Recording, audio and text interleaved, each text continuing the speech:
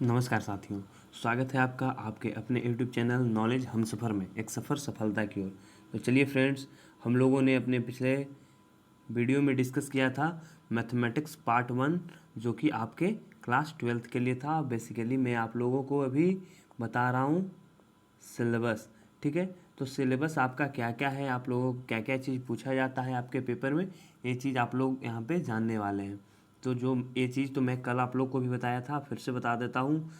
यानी कल बोले तो प्रीवियस वीडियो में आप वहाँ से जाकर देख सकते हैं, उसका लिंक है जो आप लोग को दे दिया जाएगा इसमें। तो रिलेशन एंड फंक्शन आपका फर्स्ट चैप्टर हुआ, इन्वर्स ट्रिग्नोमेट्रिक फंक्शन हुआ, मैट्रिसेस डिटर्मिनेंट हुआ, जो कि आपका ये दोनों था किसका पार्ट, आपका मैट्रिसेस और डिटर्मिनेंट जो आपका था वो पार्ट हो जाएगा आपका अलजेब्रा का, ठीक है। तो फ्रेंड्स, ये अलजेब्रा का पार्ट हुआ। और इसके बाद जो आपका आता है कंटिन्यूटी एंड डिफरेंशियबिलिटी, जिसमें आप डिफरेंशिएशन भी पढ़ोगे। तो यहाँ से शुरू आपका होता है कैलकुलस का पार्ट, जो कि कैलकुलस आपके लिए बहुत ही इम्पोर्टेंट है। स्टेट बोर्ड वालों के लिए लगभग 40, 41, 42 मार्क्स के आते हैं। कोई कोई बोर्ड में है जो 44 मार्क्स के भी आते हैं। और यदि आप CBSE के स्टूडेंट हैं तो जो आपका जो आने वाला है वो आएगा कितने मार्क्स का, 35 मार्क्स का। तो चलिए, ये तो बातें होती रहेगी। अब हम लोग देखते हैं अपने कंटेंट का सेकंड पार्ट को। जो कंटेंट का सेकंड पार्ट है वो शुरू होता है आपका इंटीग्रल से। और इंटीग्रल हम बोलते हैं इंटीग्रेशन का, इंटीग्रेशन को, ठीक है। और इंटीग्रेशन वाला पार्ट है जो बहुत ही इम्पोर्टेंट आपके लिए हो जाता है। यहाँ से बहुत सारे क्वेश्चन आपके एग्ज़ाम में पूछे जाते हैं, ऑब्जेक्टिव्स और इवन बहुत सारे सब्जेक्टिव भी पूछे जाते हैं। इनमें ये जो आपका इंटीग्रल्स है, उस इंटीग्रल्स को हम दो भागों में बांटेंगे। एक आपका हो जाएगा डिफिनिट इंटीग्रल्स और एक हो जाएगा इनडिफिनिट इंटीग्रल। सबसे पहले आप लोग इनडिफिनिट इंटीग्रल पढ़ोगे, फिर डिफिनिट इंटीग्रल्स पढ़ोगे। तो चलिए, इसमें होगा क्या आपका, सबसे पहले इंटीग्रल में इंट्रोडक्शन होगा, उसके बाद integration as inverse process of differentiation. यानी ये चीज़ आप लोग को बताया जाएगा यहाँ पे कि इंटीग्रेशन है वो डिफरेंशिएशन का इन्वर्स प्रोसेस है। तो चलिए, यहाँ भी कुछ खास बातें आप लोगों को समझाई जाएगी कि कुछ क्वेश्चन जो इंटीग्रेशन के होते हैं उसको बनाने के लिए हम लोग करते क्या है कि आपको ऑप्शन दिए हुए होंगे A, B, C और D, ठीक है। यदि ऑप्शन को आप डिफरेंशिएट करते हो और आपका वह चीज़ आपके क्वेश्चन के इक्वल आ जाता है, तो आप वहाँ से अपने आंसर को टिक कर सकते हो कि हाँ, यही है जो हमारा आंसर हुआ। तो कुछ जो खास बातें रहेगी वो आप लोगों को मैं बताते रहूँगा।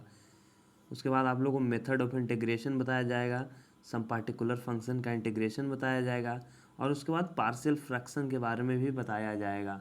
Integration by part, integration by part बोले तो आप लोग जैसे let suppose sine x into cos x आपका आ गया। अब इसका है जो इंटीग्रेशन आप लोगों को करने के लिए दे दिया जाए, तो इंटीग्रेशन इसका आप इंटीग्रेशन बाय पार्ट से कर सकते हो, क्योंकि यहाँ पे दो फंक्शन आपका दिया हुआ है। इसके अलावे और भी बहुत तरीके हैं, उनसे भी आप लोग कर सकते हो। तो चलिए, इंटीग्रेशन बाय पार्ट हुआ। फिर डिफिनिट इंटीग्रल्स की बातें आई, जो मैं बोला अभी कि basically integral is divided into two parts. First is indefinite integrals and second one is definite integrals. तो आपका 7.7 से डिफिनिट इंटीग्रल्स चालू हो जाएगा।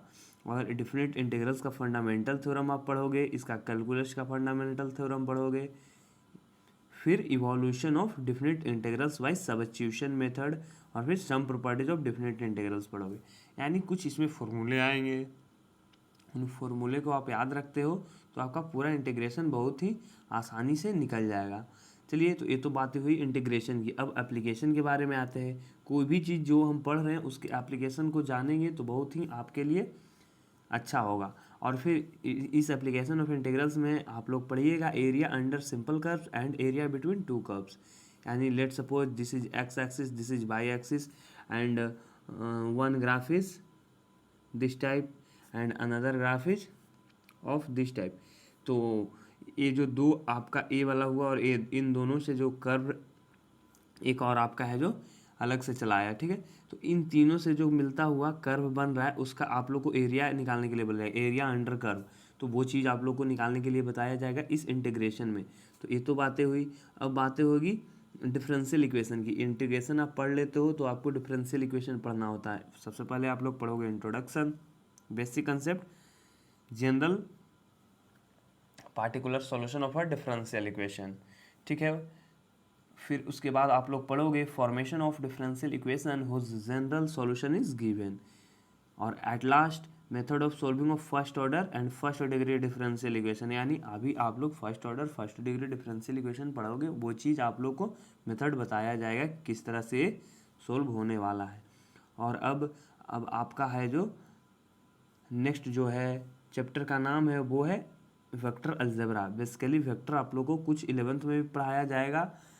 जैसे आप लोग फिजिक्स पढ़ते हो तो उस समय वेक्टर का कुछ रूल्स आप लोग को बताए जाते हैं, और उसके अलावा यहाँ पे कुछ कुछ चीज़ें जानने को मिलेगी, जैसे एडिशन ऑफ वेक्टर वहाँ पे भी थोड़ा बहुत बताया जाता है, लेकिन यहाँ आप लोग को थोड़ा बहुत डीपली पढ़ना होगा। Types of vector, addition of vector, इन चीज़ों को आप ध्यान रखिएगा वेक्टर में। और कुछ और बातें हैं, multiplication of vector, multiplication of vector by scalar and product of two vectors. तो ये चीज़ हुई वेक्टर के बारे में।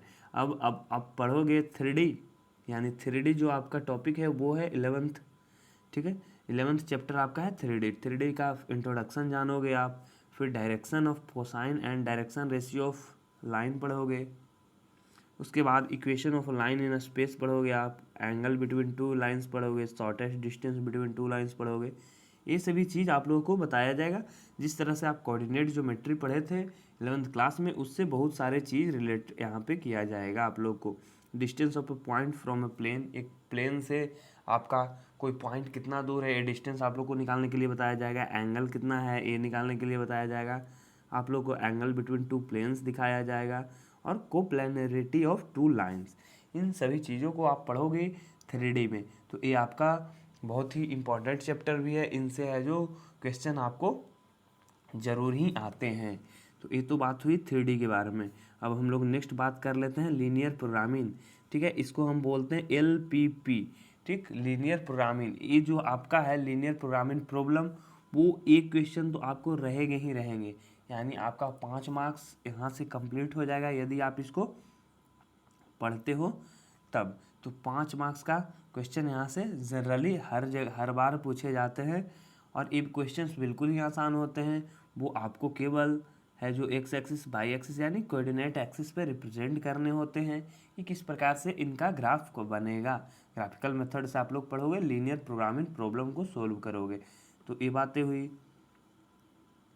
और फिर अब नेक्स्ट और लास्ट आता है आपका प्रोबेबिलिटी, ठीक है। तो प्रायिकता आप लोग 10th में भी प्रोबेबिलिटी पढ़े हैं थोड़ा बहुत, उसका जो नेक्स्ट पार्ट है वो चीज़ आप पढ़ोगे 12th में। यानी जो अभी लोग आप लोग 12th में पढ़ रहे हो, प्रोबेबिलिटी आप लोग को क्वेश्चन पूछे ही जाते हैं। इससे ऑब्जेक्टिव क्वेश्चन भी ज़्यादा बनते हैं, और फिर सब्जेक्टिव क्वेश्चन तो बनते ही हैं। तो इसका ध्यान रखिएगा आप लोग कि ऑब्जेक्टिव क्वेश्चन भी आप लोग देखते चलिए, क्योंकि इसका जो है जो NCERT का जो कुछ क्वेश्चंस हैं ऑब्जेक्टिव क्वेश्चन जो आपको दिए हुए होंगे मिसलेनियस वाले पोर्शन में, वो क्वेश्चंस डायरेक्टली पूछ दिए जाते हैं आपके एग्ज़ाम में। तो आप लोग इसमें पढ़ोगे condition probability, multiplication theorem of probability, independent event, Bayes theorem. ये बेज थ्योरम आपका इंपॉर्टेंट है। और उसके बाद at last Bernoulli's trials and binomial distribution आप लोग को इम्पॉर्टेंट है। तो ये बातें हुई आपके पूरे के पूरे 12th क्लास के मैथमेटिक्स के सिलेबस के बारे में। अब मैं एक और इम्पॉर्टेंट बात आप लोग को बताना चाहता हूँ, और वो इम्पॉर्टेंट बात क्या है ये आप जान लीजिए। वो इम्पॉर्टेंट बात आपका ये है कि अभी आप जुड़े हुए हो नॉलेज हमसफ़र पे, ठीक है। नॉलेज हमसफ़र एक सफ़र सफलता की ओर। तो चलिए, ये नॉलेज हमसफ़र है वो आपके लिए 10th 11th और 12th के स्टूडेंट के लिए, खास करके 10th और 12th वालों के लिए एक नया सफ़र का शुरुआत किया है। और वो नया सफ़र ये है कि अभी आपका जो लॉकडाउन चल रहा है 2020 का 2020 का, उन 2020 में यदि आप अपना सिलेबस को नहीं कवर कर पाए हैं तो आपके लिए एक नया मौका लेकर आया है ये नॉलेज हमसफ़र टीम, जो आपको पूरा का पूरा कोर्स, बोले तो क्रैश कोर्स, यानी पूरा 10th का कोर्स और पूरा 12th का कोर्स आपका यहाँ पे कंप्लीट होने वाला है। तो यदि आप इसके साथ जुड़े रहते हैं तो आपका पूरा का पूरा पेपर यहीं से आसानी से निकल सकता है। 10th वाले और 12th वाले के लिए खास इंतज़ाम यहाँ पे आप लोग को मिलेगा। तो इसके लिए आपका सपोर्ट बहुत ही ज़रूरी है। और वो आप सपोर्ट किस प्रकार कर सकते हैं, तो इसके लिए आप लोग को हमारा चैनल सब्सक्राइब करना होगा, हमारे लेक्चर्स को लाइक करना होगा, और फिर ये जो लेक्चर्स हैं उनको अपने दोस्तों के साथ शेयर तो ज़रूर कीजिए। तो थैंक यू दोस्त, जय हिंद। फिर मिलेंगे एक नए वीडियो में नए टॉपिक के साथ। तब तक के लिए शुक्रिया।